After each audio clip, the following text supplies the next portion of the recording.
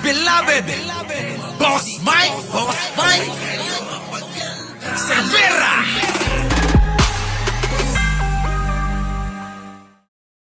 O, isa pa. Meron pa isa mga kababayan na pananagutin. Eto. Oh. 20 kaso ng malversation ang inihahanda ng ombudsman laban sa kontraktor na si CWS Party List Representative Edwin Gardiola. Ang laka. Ayon kay Ombudsman Boying Remulla, nakasailalim na sa preliminary investigation si Gardiola dahil sa umano'y iligal na pagkakasangkot sa mga kontrata ng gobyerno. Mga kababayan, sigurado naman ako, di ba, Ai Chang? Tayo ang nanguna rito na i-expose ito. Tayo ang unang nag-topic dito kay Gardiola. Walang nakakakilala dyan eh. Biruin ninyo, big time pala ito. Sabi ko nga, di ba, mas matindi pa ito kay Saldico. Itong si Gardiola, mga kababayan ko, mas matindi pa kay Saldico. Mas dambulala ito. Kung si Saldico, Dragon, ito, Godzilla. Grabe ito. Ito, kita nyo mga kababayan, tanong ko sa inyo. Tanong ko lang sa inyo, may tatanong ako sa inyo, seryoso ako. Sino ang mga in-expose natin na hindi nalagay sa alanganin? Sige nga. Meron ba tayong mga binanatan dito na hindi nalagay sa alanganin? Kayo, mga kababayan ko, sipin yung maigi. Diba? Si Herbosa, si Bakna. Diba? Ito si si Gardiola, nakaw, nanganganib na. Diba, mga kababayan? Hindi nakasali si tapos na yun eh. Eto na, grabe ito si Gardiola talaga.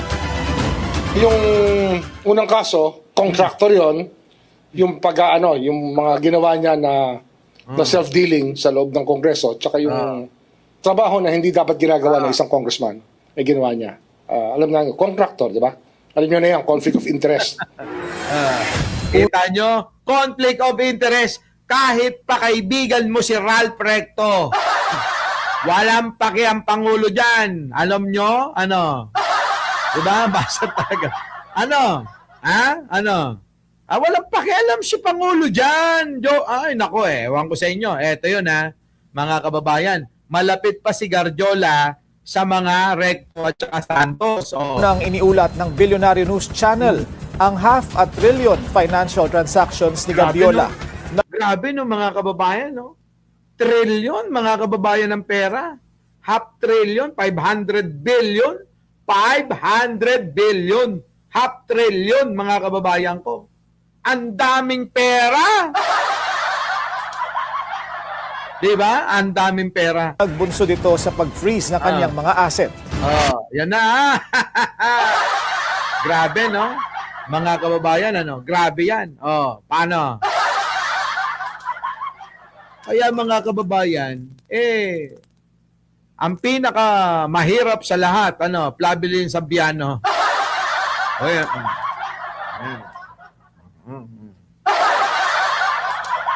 Diba? Wag na kayong mag-gaslight dyan patungkol sa mga Dito na lang tayo sa mga mas big time. Gardiola, Saldico. Diba? Mga big time ito, no? Diba? Wag na natin isasama yung tapos na eh. Nako, napakasakit, Kuya Eddie. Nakita nyo? Yan mga kababayan, pagkakaisipin yung maigi yan. Kasi etong mga nangyari na ito, na pagnanakaw, galit na galit yung mga Duterte supporters. Bakit daw pinapanagot ni Pangulong Bongbong itong mga ito? Yan, Eric Yap pa. Diba no? Biruin mo yung magkapatid na Yap, hanggang sa nag-resign na silang dalawa. Grabe, no? Antitindi mga kababayan nitong mga ito. Napakarami nilang kwarta. Hindi sila makontento mga kababayan sa dami ng kwarta. Diba? Jackie Ventura, Ewan ko ba? Susunod na yan. Oh, sigurado. Siguradong susunod ito. Alam nga naman na pwedeng tumakas to si Guardiola. Hindi pwede. Bibiruin mo yung pera $500 billion. Oh. Eto dito ako excited. Ha? Excited ako dito sa susunod na ito, mga kababayan. Oh, dito, pasok! Ang mga kabrigada ngayong araw, ipinasilip ni Senador Ping Lacson sa publiko ang ilang larawan na anyay nagpapakita ng di umano'y anomalya sa ilang proyekto sa Taguig City. Paano ngayon ito? Meron na hong hawak-hawak na mga ebidensya si Ping Lacson. Oo. Laban dito kay Alan Peter Cayetano. Mga kababayan, alam naman natin ang hidwaan nila. Meron na nga panawagang ceasefire daw, di ba? Ceasefire na, please. Ayaw naming makulong kami ni Cayetano. Ay mukhang mag-asawa itong makukulong, mga kababayan. Ano? Pero inyo yung mga pinapakulong, mag-ina. Tapos, mag-asawa. Ay, nako. Magkapatid. Nako, mga kababayan, ha? May bulong sa akin. Ito na mga Camille Villar at saka Mark Villar, nako, nagdidelikado din. Oo, ha? Nagdidelikado yung magkapatid, mga kababayan, ha? Na tila ba makukulong din. Nako po, Diyos ko. Ano na? Ipalit nyo na ako sa Senado.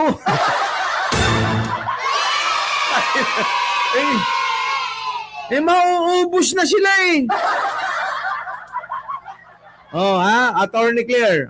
Si Attorney Claire na lang, wag na ako. May bumulong mga kababayan sa akin. Ha? Sabi, Boss Mike, nako, delikado yung magkapatid na Villar. Bakit?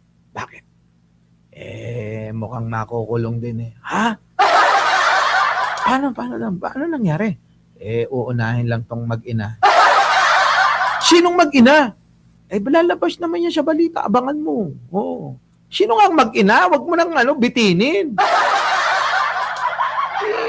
Yung si Solar Boy at saka yung si Aring King King. Talaga? Bakit daw? Di ba nga, may kaso yan dun sa hindi pagsunod sa kontrata at kinanya yung solar power plant. Ayun ba yun? Talaga ba?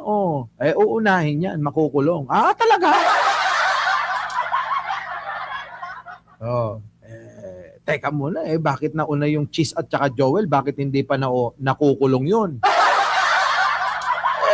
Wait lang. Siyempre, kailangan gumawa ng maganda. Ay, nako! Di ba, no? Politika nga ni... Kaya, nako, mauubos talaga itong mga ito. Kabuang detalye para rito, Brigada Ann Cortez, i-brigada mo. Brigada Live Report.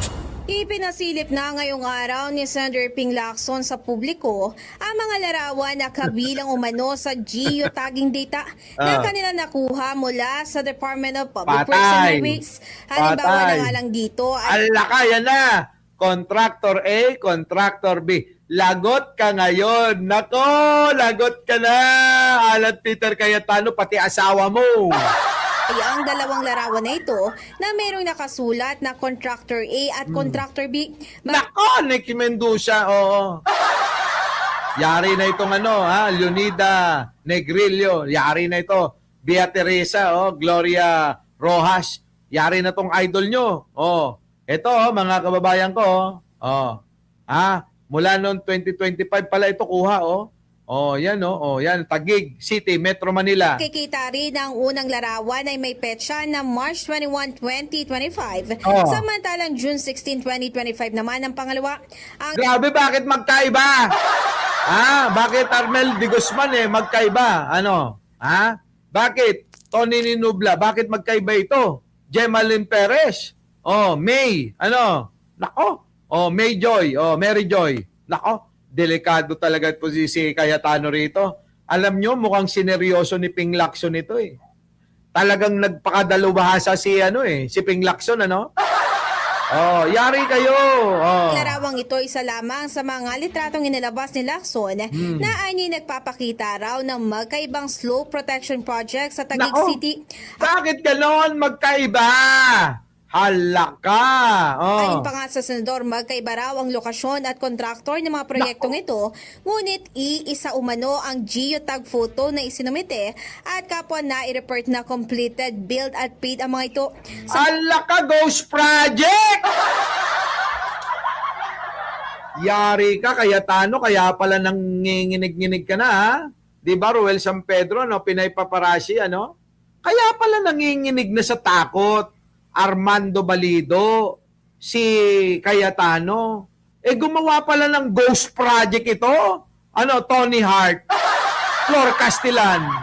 Nako, Maring Joji, Beth Jesus, Alicia Duran, Slapchick, SP Atienza. O ano sa tingin ninyo, Ramil Cruz? Ano sa tingin ninyo? Ghost ito! Guni-guni, sabi ni Pangulo. Guni-guni. Oo. Naging guni-guni ng mga proyekto. Lagot ka, Alan Peter Cayetano. Mukhang namali ka yata ng kinalaban, ano? Cathy Enriquez, Froilan Soberano, Gemini James. Mukhang nagkamali, ano?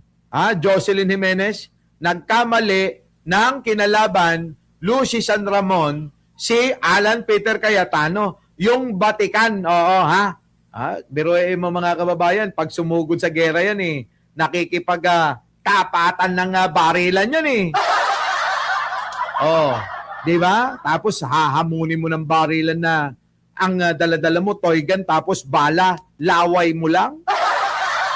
Di ba? Ano? Juanita Angeles. Nakaw!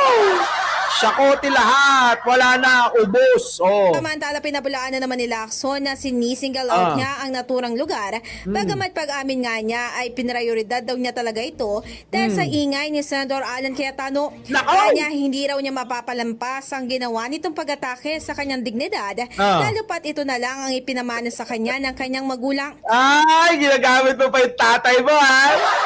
Tumigil ka, Cayetano. Magpaliwanag ka rito sa Ghost Project mo. Puro ka ganyan, Patunayan mo na wala kang ginawang, kakain na. Tayo, lamig na ang steak. Oy! Ba yan, Sa ngayon nga, ibinahagi niya na mayroon na silang 5 case study kung saan lahat ito ay documented, mayroong contract ID, larawan at marami pang iba. Naniniwala naman senador na sapat na ang kanilang mga ipinadalang dokumento sa ombudsman. Hinggil nga sa isyong ito para makapasa sa kinakailangan na threshold, ito ay para sa reasonable certainty of conviction. Sa ngayon nga ay wala pang panibagong tugon si Cayetano. Yung mukha mga kababayan, dyan pa lang nai-stress na, Hinggil sa panibagong pahayag na ito, pero matatandaan na una na niyang pinabulaanan ang alegasyong may ghost project sa kanilang lugar. Ay, nako, naniniwala kayo dyan? Tanong ko sa inyo, naniniwala kayo dyan, mga kababayan ko? Ay, nako, hindi ako naniniwala dyan. Oo, sa itsura nito, mga kababayan, lakihan natin. Ano itsura? Itsurang manunupa, di ba? Itsurang manunupa. Delikado, mga kababayan ko. Delikado talaga ito. Yari. Eto, may banat. Pakinggan naman natin, mamaya na nga. Nagugutom na ako, mga kababayan. Tutuloy na lang natin to, kasi si Jen, baka mainis yun, paano? Our beloved Boss Mike!